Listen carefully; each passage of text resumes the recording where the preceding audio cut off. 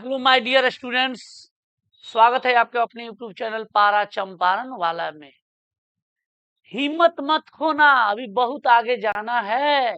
जिन्होंने कहा था तेरे बस का नहीं है, उन्हें भी करके दिखाना है। जो लोग आपको हतोत्साहित किए हैं या जो भी जिस दृष्टि से कि आपसे यह नौकरी नहीं होगा, आपसे तैयारी नहीं हो पाएगी, सरकारी नौकरी नहीं मिल पाएगी, तो उस सभी लोगों के लिए जब आप जो है नौकरी ले लोगे तो उन लोगों के लिए जो है एक बहुत बड़ी सीख होगी कि दूसरे को बुराई वो लोग नहीं करेंगे। तो इसीलिए तैयारी कीजिए और बहुत अच्छा से जो है आप रिजल्ट आपका आ जाएगा। आप केवल पारा चंपारण वाले यूट्यूब चैनल को वीडियो को देखते रहिए, प्लस अपना भी जो है प्रैक्टिस सेट बनाते रहिए। और हम लोग का जो है आज जो है सेट नंबर 3 का प्रीवियस ईयर क्वेश्चन जो लाया गया है, जो अभी फेज 1 में एग्जाम हुआ था, फेज 2 का आप लोग एग्जाम देने जा रहे हो।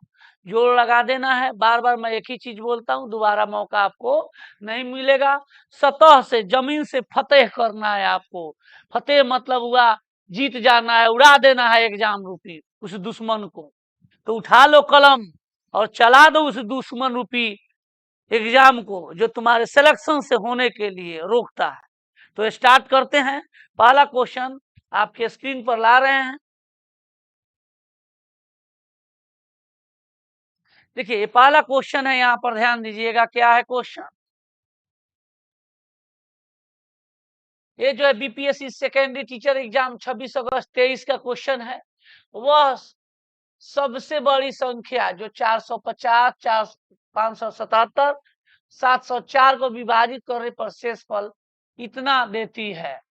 तो जब भी बड़ी से बड़ी संख्या लिखा रहेगा उसके साथ कोई अंक नहीं जुड़ा हो तो निश्चित रूप से हम निकालेंगे एचसीएफ। अगर शेषफल दिया है, एक दिया रहेगा तो एक ही शेषफल तीनों में से घटाएंगे। अलग अलग दिया रहेगा तो अलग अलग घटाएंगे। यहाँ ध्यान दीजिएगा, अलग अलग दिया है तो हम 450 में से, यानी कि कोई ऐसी संख्या है जिससे भाग देना है इसमें, तो वह 9 शेषफल देता है। तो पहले हम 9 घटाएंगे तो कितना हो जाएगा, 441 हो जाएगा। फिर 577 में से 10 घटाएंगे तो हमारा 567 हो जाएगा। फिर 704 में से 11 घटाएंगे, 4 में से 1 गया 3, 10 में से 1 गया 9, 693। इनका एचसीएफ निकालना है। क्या निकालना है, एचसीएफ। तो यहाँ ध्यान देंगे ये 441 है तो एचसीएफ या तो 441 छोटी संख्या होगी या इससे कोई कम ही होगा। तो ये दोनों ऑप्शन तो नहीं होगा क्योंकि ये दोनों ऑप्शन इससे बड़ा है।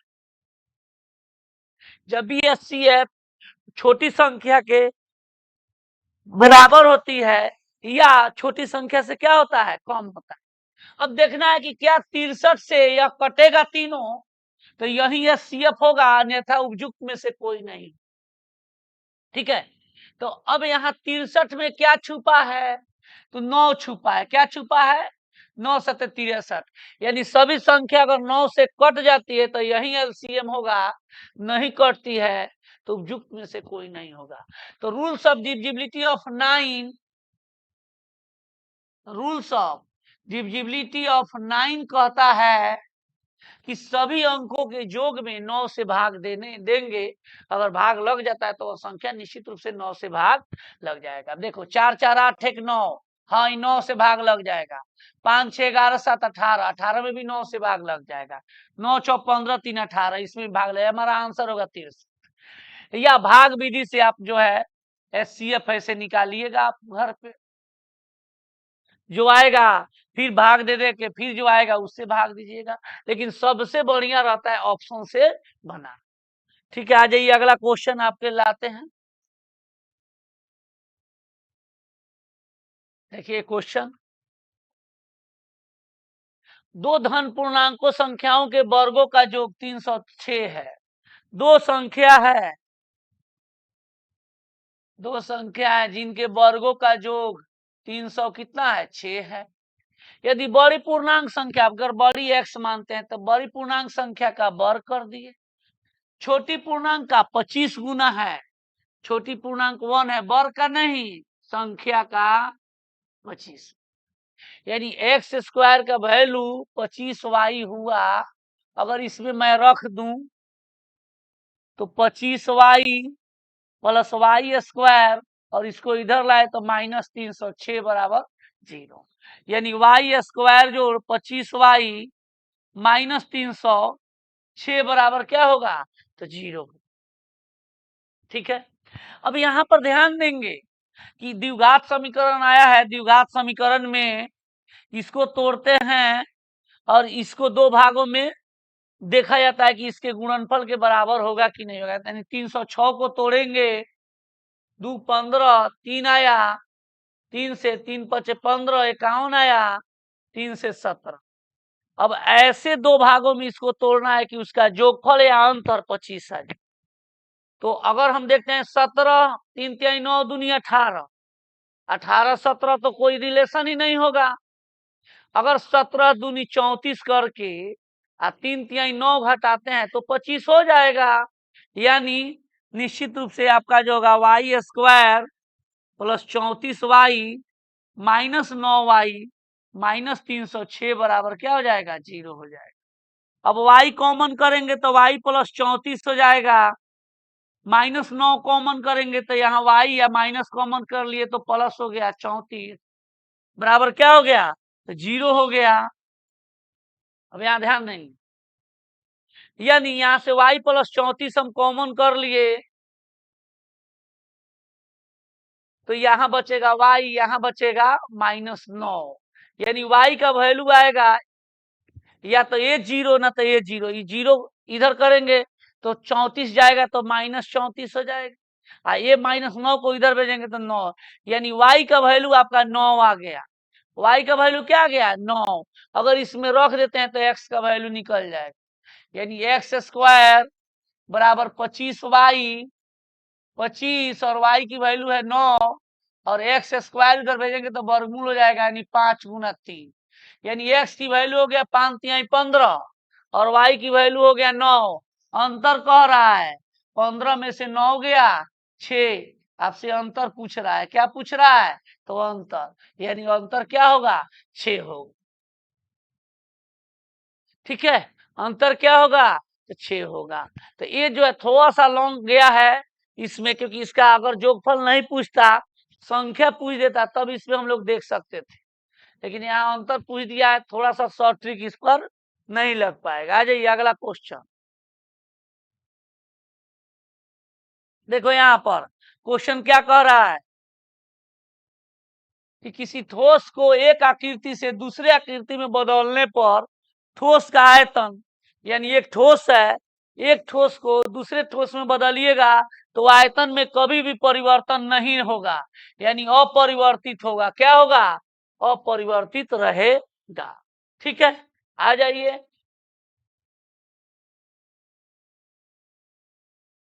एक क्वेश्चन देखिए, 3 बिंदु दिया ए बी सी, कार्तिक का निर्देशांक दिया है, कोऑर्डिनेट ज्योमेट्री 1 - 1, 3 - 4 और 5 - 7। तब त्रिभुज एबीसी क्या है, समद्विबाहु है, समकोण है, या समबाहु है, या क्या है, उपयुक्त में से कोई नहीं है। ठीक है, तब यहाँ ध्यान देंगे ये त्रिभुज का 3 निर्देशांक दिया हुआ है। ठीक है, 1 - 1, 3 - 4 और 5 - 7 दिया। तो अब ये जो है, ये दो निर्देशांक से इनके बीच का दूरी निकाला जा सकता है। दूरी का जो फॉर्मूला होता है डिस्टेंस का, वो होता है एक्स नियामक का स्क्वायर जोड़ वाई नियामक का स्क्वायर का वर्गमूल निकालना होता है। यानी एक्स नियामक का अंतर, सॉरी, एक्स नियामक का अंतर और वाई नियामक का अंतर। अब यहां पर ध्यान देंगे, इसका इसका अंतर करेंगे और देखेंगे, यानी इसको ए मान ले, बी मान ले, सी मान ले, तो ए बी की दूरी जो होगी, इनका अंतर 3 में से 1 गया तो 2 का स्क्वायर, किसी में से किसी को घट करेंगे, क्योंकि स्क्वायर करेंगे तो कोई फर्क नहीं पड़ेगा, माइनस होगा तो भी प्लस हो जाएगा, प्लस होगा तो भी प्लस हो जाएगा। -4 में से -1 घटा दिए तो माइनस माइनस प्लस हो जाएगा, यानी -4 और -1 यानी +1 का स्क्वायर कर देंगे। तो यहाँ ध्यान देंगे 2 का स्क्वायर 4 और -4 में से गया -3 का स्क्वायर +9, 9 और 4 मिलके हो गया √13। अब BC निकालेंगे, फिर इनका 3 - 5 का स्क्वायर -4 और माइनस माइनस +7। और इसमें से इसको घटाओ या इसमें से इसमें घटाओ, कोई फर्क नहीं पड़ेगा। अब यहाँ देखो 3 में से 5 गया -2 का स्क्वायर 4 और -4, 7 में से 4 गया 3, 3 का स्क्वायर 9, 9 4 13, ये भी √अंडर क्या हुआ 13 हुआ। अब ABBC हो गया। अब हमको क्या निकालना है, CA। क्या निकालना है, CA निकालना है। अब फिर इसका अंतर 5 - 1 का स्क्वायर माइनस प्लस बीच में हो गया -7 और घटाएंगे तो माइनस माइनस प्लस का स्क्वायर। अब यहाँ ध्यान दो 5 में से 1 गया 4, 4 का स्क्वायर कितना हो गया, तो 16 हो गया। कितना हो गया, तो 16 हो गया। जोड़ 7 में से 1 गया 6, -6, 6 के 36, 36 और 16 मिलके हो गया 52 और 52 को 13 चौका 52, 4 से अंदर वर्गमूल 2 होगा, 2√13 होगा। 2 क्या होगा 13। तो अब गौर से देखो ये भी क्या है, √13 है। BC क्या है, तो √13 है। और CA क्या है, तो 2√13 है। अब यहाँ गौर से देखो, इसको जोड़ दिया जाए तो इसके बराबर हो जाएगा, यानी AB + BC = CA। ये संभव ही नहीं है कि कोई त्रिभुज बन पाएगा, यानी इसका आंसर होगा उपयुक्त में से कोई नहीं, क्योंकि त्रिभुज का नियम होता है कि कोई भी दो भुजाओं का योग तीसरी भुजा से बड़ी होनी चाहिए। किसी भी दो त्रिभुज का योग, भुजाओं का योग तीसरी भुजा के बराबर या छोटा नहीं होना चाहिए, होगा तो वह त्रिभुज नहीं बनेगा, यानी तीसरी भुजा से बड़ा होनी चाहिए। यहाँ पर √13 को जोड़ देता 2√13, ये तो बराबर हो गया, तो ये संभव नहीं है, इसीलिए उपयुक्त में से कोई नहीं आपका आंसर होगा। ठीक है, अब आ जाइए अगला क्वेश्चन। देखिए ये क्वेश्चन क्या दिया हुआ है, एक मिठाई विक्रेता के पास 420 काजू की बर्फियां, कितनी है 420 काजू की बर्फियां और 150 बादाम की बर्फियां है। वह उन्हें इस तरह से ढेर करना चाहता है कि प्रत्येक ढेर में उनकी संख्या क्या हो, समान। तो जब भी इस तरह का ढेर लगाना हो तो वह ट्रे कम से कम क्षेत्र घेरे। इस प्रकार बनने वाले ढेरों की संख्या, अगर यहाँ पर ये पूछता कि कितनी बर्फी होगी जो सब में बराबर बराबर लग जाएगा, तो इसका हम लोग HCF निकालते हैं। 420 और 150 का क्या निकालेंगे, HCF। ये जब HCF निकालोगे इसे भाग देके 420 में, या इसमें से कॉमन लेके, तो 10 कॉमन हो गया। क्या कॉमन हो जाएगा 10, और 3 इसमें भी है 3 इसमें भी है, यानी HCF यहाँ पर आ जाएगा 30। हम लोग ऐसे भी देख सकते हैं या भाग विधि द्वारा भी बना लेना तुम। यानी तो देखो 420 और 150 में देखो क्या कॉमन है, ये 0 है यानी 10 कॉमन है। फिर इसमें भी 3 से भाग लगेगा, इसमें भी 3 से लगेगा। अब बताओ 3 से भाग लगा लिए 14 बचा, 3 से भाग लगा लिए 5। अब क्या दोनों में कॉमन है, कुछ नहीं है, तो यही HCF हो जाएगा 10 3 30। तो यहाँ पर ये पूछा रहता कि कितनी काजू एक ढेर में होंगी, तब आंसर होता 30, लेकिन वो काजू की ढेर की संख्या पूछ रहा है, यानी एक ढेर में कितनी काजू है, तो 30 काजू है, तो 420 काजू में कितनी ढेर लगेंगी, तो 420/30। एक ढेर में कितनी काजू है, तो 30 काजू है, तो 150 भले बादाम है, तो 150 में कितने बादाम के ढेर लगेंगे, तो ये काट दीजिए। 3 से 42 मर्द 14 मर्द में गया और 3 बचे, जीरो से जीरो कट गया, 3 पचे 15, 14 5 19, 19 ढेर होगा। क्या होगा? 19 ढेर होगा। तो जब यहाँ पर पूछता कि काजू की बर्फी बादाम की है, एक ढेर में कितनी काजू और बर्फी हो सकता है, तब आंसर 30 होता है। लेकिन उस ढेर की संख्या पूछ रहा है, कितने ढेर यानी कितना जगह अब लगाया गया है। तो एक ढेर में 30, एक ढेर में 30, एक ढेर में तो 420 ढेर। काजू में कितना ढेर लगेगा? तो 14 ढेर लगेगा। एक ढेर में कौ बादाम? तो 30 बादाम। तो 150 में 30 बचे 150 यानी 5। ठीक है, आ जाइए अगला क्वेश्चन। सुन, बहुत अच्छा अच्छा क्वेश्चन है। आप लोग यहाँ पर सोच नहीं सकते हो, ऐसा ऐसा कंसेप्ट ट्रिक दिया जाएगा जो निश्चित रूप से आपको समझ में आएगा। अगर किन्हीं को एक बार में समझ में नहीं आता है, वीडियो पॉज करके दोबारा ध्यान से समझिएगा, समझ में निश्चित आ जाएगा। अब यहाँ ध्यान देना, कह रहा है कि ऐसा समीकरण है, तो दो सरल रेखाएं का समीकरण है, तब ये रेखाएं समानांतर होगी। अब देखो, पहला, अगर ये समानांतर होगी तो समानांतर का क्या होता है कंडीशन? a1 बाई a2 बराबर b1 by b2 not equal to c1 by c2। यानी समानांतर का अर्थ ये होता है, ए नंबर का, उसी को बोला जाता है कोई हल नहीं। कोई हल नहीं। जब दो रेखाएं समानांतर रहेंगी, ऐसे रहेंगी, वो मिलेंगी ही नहीं, तो उनका सॉल्यूशन कैसे हो?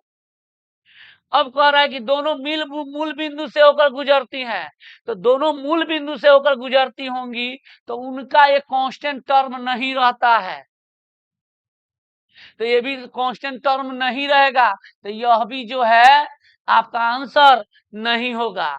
एक मूल बिंदु से होकर गुजरती हैं, अगर दोनों मूल बिंदु से नहीं गुजर रहा है ना, एको वो गुजरेगा।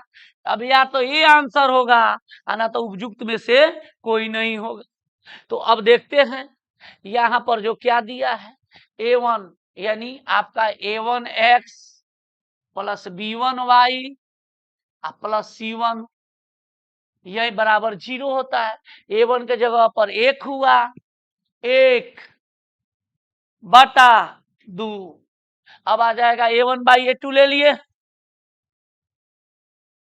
अब लेते हैं b1 बाई b2। अब b1 बाई b2, b1 कितना हो गया? तो 2 हो गया। b2 कितना हो गया? तो 2 हो गया। 2 बटा 2 1। ठीक है, अब c1 बाई c2 ले लेते हैं। तो c1 बाई c2, c1 कितना है? 4, और c2 क्या है? -3। क्या आप गौर से देखिए, a1 बाई a2 बराबर है b1 बाई b2 के? नहीं है, तो यहीं पर होता है a1 by a2 not equal to b1 by b2। तो यह जो आता है, यहाँ पर c1 बाई c2 भी नॉट है, तो इसका कंडीशन आता है अद्वितीय हल, यानी उसका हल निकलेगा x और y के रूप में। तो 3 कंडीशन होता है, कोई हल नहीं, तो रेखा क्या होंगी? समानांतर होगी। तो a1 बाई a2 बराबर b1 by b2 not c1 by c2। तो यहाँ बराबर तो है नहीं a1 बाई a2 का, तो ये कंडीशन नहीं होगा, इसीलिए ये भी आंसर नहीं होगा। आंसर क्या होगा? उपयुक्त में से कोई नहीं, मतलब उसका अद्वितीय हल, एक हल निकलेगा x और y। और तीसरा कंडीशन जो होता है संपाती का, रेखाएं, दोनों रेखाएं समपाती यानी एक दूसरे के ऊपर होंगी, या उसी को बोलते हैं अनंत हल। उसके लिए कंडीशन जो होता है a1 बाई a2 बराबर b1 बाई b2 बराबर c1 बाई c2। तो 3 गो रूले होता है, कोई हल नहीं, तो ये होगा, जिसको दूसरे भाषा में वे समानांतर रेखा कह सकते हैं। संपाती मतलब एक दूसरे के ऊपर, जिसको बोलते हैं अनंत हल, दोनों कंडीशन को आ सकता है। इसको a1 बाई a2 बराबर, यानी तीनों मान आपस में क्या होनी चाहिए? बराबर। ठीक है, निश्चित रूप से आप लोगों को समझ में आया होगा। आ जाइए अगला क्वेश्चन। प्रीतम और राणा एक गोलाकार खेल के मैदान के चारों ओर चक्कर लगाते हैं। प्रीतम एक चक्कर लगाने में 16 मिनट लेता है, ऐसा चक्कर लगाना है, जबकि राणा 20 मिनट में चक्कर। यदि दोनों एक ही बिंदु से एक ही समय में और एक ही दिशा में चला, तो प्रारंभिक बिंदु पर कितने समय बाद? यहाँ पर मैं एक दो चीज बताना चाहता हूं। एक एलसीएम के बारे में और एक एचसीएफ के बारे में ध्यान देना। बहुत बार आपको पता नहीं चल पाता है कि एलसीएम क्या होगा, एचसीएफ। तो एक चीज मेरा क्लू याद करना, आज दिमाग में बैठा लो, कभी भी जिंदगी में याद नहीं, भूल नहीं पाओगे, ठीक है। तो यहाँ ध्यान देना है क्या करना है। जब भी कोई भी संख्या दी रहेगी उससे ज्यादा आपको निकालना है, ज्यादा का सेंस है तो एलसीएम। क्या ज्यादा का सेंस है आंसर तो एलसीएम। और कोई भी अंक दिया रहेगा, सेंस अगर कम का निकले तो एचसीएम। ये ध्यान रखना है। तो बताओ 16 मिनट में राना 20 मिनट में चक्कर, कभी कब मिलेगा वो एक दूसरे को? किसी ज्यादा समय में ना, 16 मिनट में थोड़े मिलेगा, 20 मिनट में थोड़े मिलेगा, इस समय से ज्यादा ही समय में ना एक दूसरे को फिर मिलेंगे। तो क्या निकालोगे? एलसीएम। यानी 16 और 20 का लॉसा निकालना है, 16 और 20 का। तो हम लोग लॉसा निकालने का एक ट्रिक है कि छोटी संख्या से भाग देते हैं बड़ी में, नहीं लगता है तो उसका दुगुना तीन गुना करते हैं, या आप ऐसे भी निकाल सकते हो लॉस। तो ऐसे लॉसा निकाल लेना। यहाँ पर 80 दिख रहा है, 80 मिनट होगा, लेकिन एक लॉसा निकालने का तरीका मैं बता दे रहा हूँ। इसमें इससे भाग लगेगा? नहीं लगेगा। तो दुगुना करेंगे, 20 दूनी 40 लगेगा? नहीं। 20 तिहाई 60 लगेगा? नहीं। 20 चौका 80, 16 पचे 80, इसीलिए एलसीएम 80। इस तरह निकालने की जरूरत नहीं है।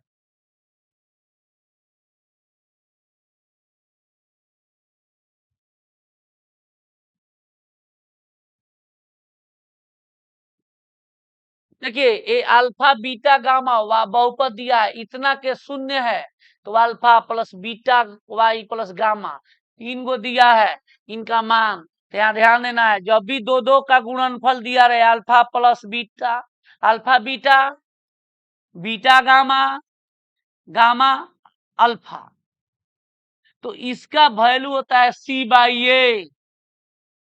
दोनों का गुणनफल का योग अगर तीन गो दिया रहता है तो उसका वैल्यू क्या होता है? मूलों का गुणनफल जो होता है सी बाई ए। ये तीन गो वाला में रूल है। अब देखो, ये होता है ए एक्स क्यूब, ये होता है बी एक्स स्क्वायर, ये होता है सी एक्स, और ये होता है डी। कंपेरिजन करो, सी एक्स, एक्स क्या है, सी क्या है तो -1 है। एक कंपेरिजन करो एक्स क्यूब, एक कुछ नहीं है तो यहाँ 1 है, -1/1 क्या होगा? -1। ऑप्शन बी होगा, ऑप्शन बी होगा। तो आपको ये याद रखना होगा कि दो दो मूलों का गुणनफल का योग जो होता है वो सी बाई ए हो। ठीक है, आ जाइए। यहां देखिए त्रिकोणमिति से क्वेश्चन है, क्या दिया हुआ है? साइन थीटा बराबर m/n। अब साइन थीटा बराबर क्या होता है? p/h।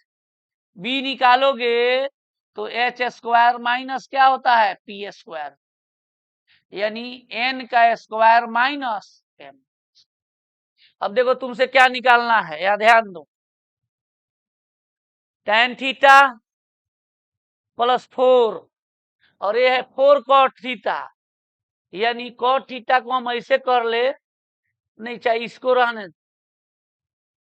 4 cot थीटा प्लस 1, ये tan थीटा को 1/cot थीटा कर लेंगे, या tan का वैल्यू यहां से रख लो, p/b, cot थीटा का b/p, या थोड़ा सा हम शॉर्ट करते हैं, यहां ध्यान देना, 4 cot थीटा प्लस 1। यहाँ गौर से देखो, cot थीटा इसका एलसीएम लोगे तो 1 + 4 cot थीटा हो जाए, और बाटा में cot थीटा हो जाए, ये भी बाटा में है तो यहीं पर रह जाएगा 4 cot थीटा प्लस 1। अब यहाँ गौर से देखो ये सेम है, 4 cot थीटा प्लस 1 को या 1 + 4 cot थीटा को, ए और ए कैंसिल हो गया, 1/cot थीटा को ही बोलते हैं tan थीटा। और tan थीटा का वैल्यू क्या होता है? p/b। p कितना है तो m है, और b कितना है तो √n² - m², यानी m/n n square minus m square है। तो यहां पर ध्यान दोगे, ये जो है यहां पर ध्यान दो, एन स्क्वायर यानी इसका आंसर होगा उपयुक्त में से कोई नहीं। आंसर क्या होगा? उपयुक्त में से कोई नहीं। ठीक है, चलिए तो अब जो है आ जाइए अगला क्वेश्चन।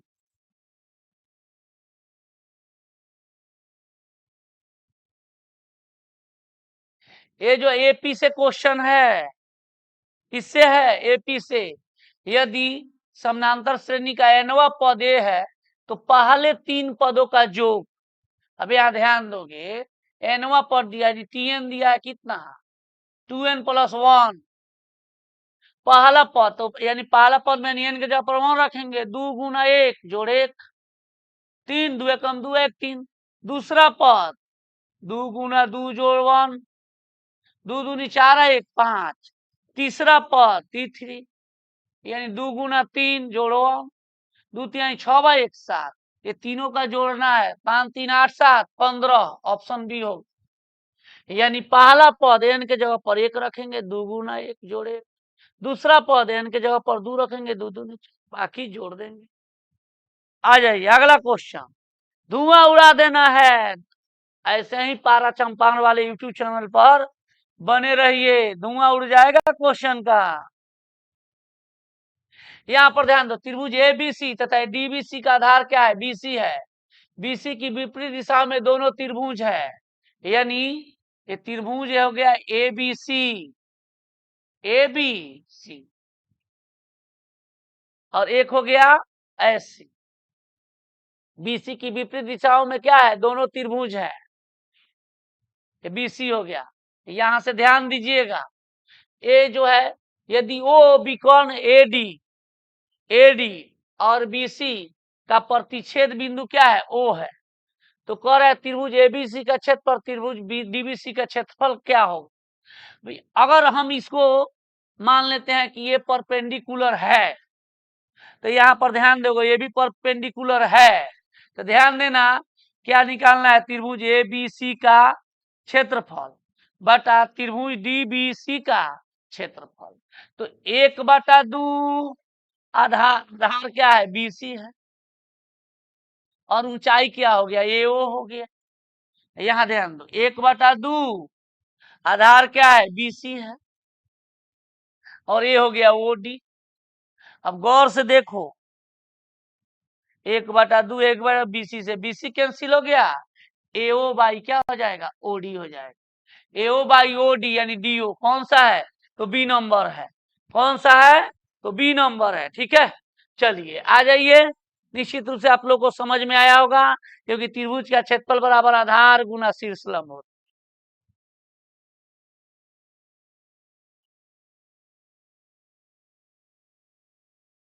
है। ये जो है स्पीड टाइम एंड डिस्टेंस से क्वेश्चन है।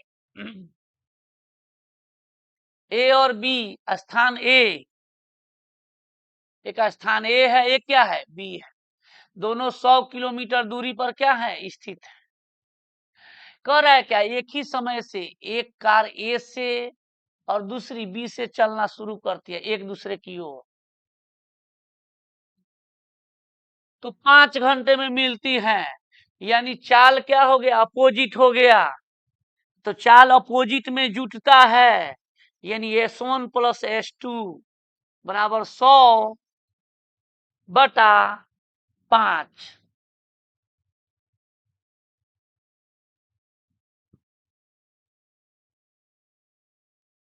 यानी 20 हो जाएगा।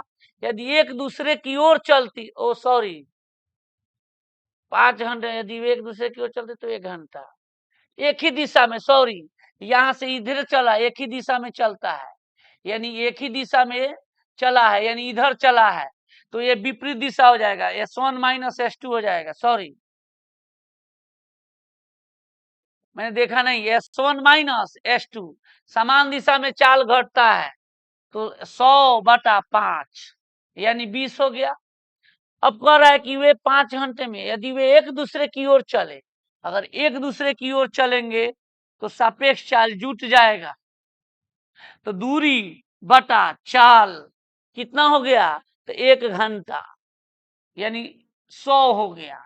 अब यहाँ ध्यान दोगे, एक जोड़ दे तो कट जाएगा 2s1, ये कैंसिल हो जाएगा 120, s1 बराबर 2 से काटेंगे 60, तो एगो 60 होगा और दोनों के जोगफल 100 है तो एगो 40 होगा। तो एगो 60 है एगो 40 मिलके क्या हो गया 100 हो गया।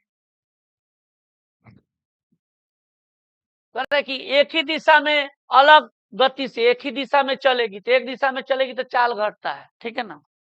चल, आ जाओ अगला क्वेश्चन।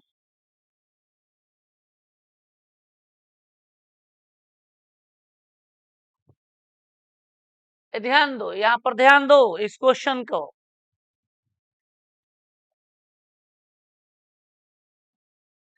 कह रहा है कि क्लास दिया है वर्ग और आवृत्ति, आवृत्ति बंटन पर विचार कीजिए। कह रहा है कि मॉडल क्लास, मॉडल मतलब मोड, बहुलक वर्ग आपसे पूछ रहा। क्या पूछ रहा है? बहुलक वर्ग। तो जो बारंबारता सबसे अधिक होगी वही बहुलक वर्ग कहलाए, वही बहुलक वर्ग। यानी आपका 30 से 40, जो ऑप्शन नंबर क्या होगा? बी नंबर हो। सबसे बड़ी जो कहलाएगी वही क्या हो जाएगा? आपका बहुलक वर्ग हो जाएगा, ठीक है।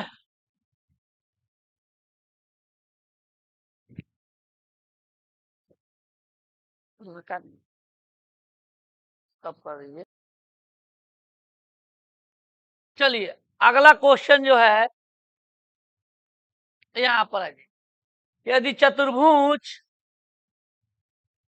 एबीसीडी के विकर्ण एसी तथा डीबी बिंदु ई पर इस प्रकार प्रतिच्छेद करते हैं कि यही रेशियो एसी, ये समानुपात दिया हुआ था वहां पर भी बराबर होता है 1:2, बीडी 3:6 है। यहाँ ध्यान दोगे, अगर मैं इसको काट दूं 3 एकम 3 और 3 दूनी 6 तो ये भी 1:2 हो जाएगा। अब देखो क्या है, एक चतुर्भुज है ए बी सी डी, तो ए बी सी डी के विकर्ण ए सी और बी डी एक दूसरे को कहाँ काटते हैं? तो ई पर काटते हैं। अब कह रहा है कि ए ई और ई सी का रेशियो दिया है 1, ये 2 दिया है, और बी और ई डी का दिया है 1 और ये 2 दिया है, ठीक है। तो अब दोनों अनुपात आपस में क्या होगा? बराबर है। यानी यहाँ पर गौर से देखिएगा, ए ई और ई सी, बीई और ईडी दोनों आपस में क्या होंगे? बराबर। यानी ए ई, यहाँ ध्यान दो, ए ई बटा ई सी, बीई बटा ईडी आपस में क्या हो गए? बराबर हो गए। अब यह कंडीशन इस यादृच्छिक चतुर्भुज, सम चतुर्भुज, यानी यादृच्छिक मतलब हुआ ऐसे चतुर्भुज, कोई भी समानांतर चतुर्भुज नहीं, ये होगा उपयुक्त में से कोई नहीं। एक कंडीशन जो होता है वो होता है समलंब चतुर्भुज। किसमें होता है? समलंब चतुर्भुज में होता है, जब उनकी विकर्णों की प्रतिच्छेदी, उनके विकर्णों की भुजाएं, विकर्ण आपस में एक दूसरे को समान अनुपात में काटती हैं, प्रतिच्छेद करती हैं, ठीक है। तो याद रखना है समलंब चतुर्भुज का ए ई बाई ए सी बराबर बी बाई ई डी आपस में क्या होते हैं? बराबर, ठीक है। आ जाइए अगला क्वेश्चन। यहां ध्यान दीजिए क्या है क्वेश्चन, क्या कह रहा है? दो संख्या इस प्रकार ज्ञात कीजिए कि पहली का 3 गुना, यानी पहली संख्या का 3 गुना और दूसरी का जोग आपस में क्या है? 142 है। इस क्वेश्चन को ऑप्शन से बना लो, सबसे इजी होगा। और पहली का 4 गुना, पहली का 4 गुना और दूसरी संख्या से 138 अधिक है, यानी अंतर कह रहा है बराबर 138। अधिक और कम होना मतलब अंतर, ठीक है। तो इसका तो या तो इक्वेशन दे के ही बी बी काट लो, 3a और 4a बराबर कितना हो गया? 7a। इसको जोड़ोगे 8 2 10, 4 3 7 1 8 और 1 1 2, a बराबर हो गया 40 हो गया। ए बराबर क्या हो गया? 40 हो गया। अब यहाँ पर तुम रखोगे, यहाँ रखो या वहां रखो, यहाँ रखोगे ए बराबर 40, 40 तिहाई 120 प्लस बी बराबर 142, बी बराबर 142 में से 120 जाएगा 22 होगा, यानी आपका 40 और 22 सी में है। ये ऑप्शन से चलते तो कहता है कि पहली का 3 गुना यानी 42 का 3 गुना जोड़ना है दूसरी में, तो 2 तिहाई 6 में 0 जोड़ेंगे, 6 अंत में आना चाहिए, यहाँ तो 2 है, नहीं होगा। उसी तरह इसको भी 32 का 3 गुना करके 40 जोड़ेंगे, ये भी 2 तिहाई 6, 3 दूनी 6 और 3 तिहाई 9 हो गया, और जो 40 जोड़ेंगे इतना के बराबर नहीं होगा।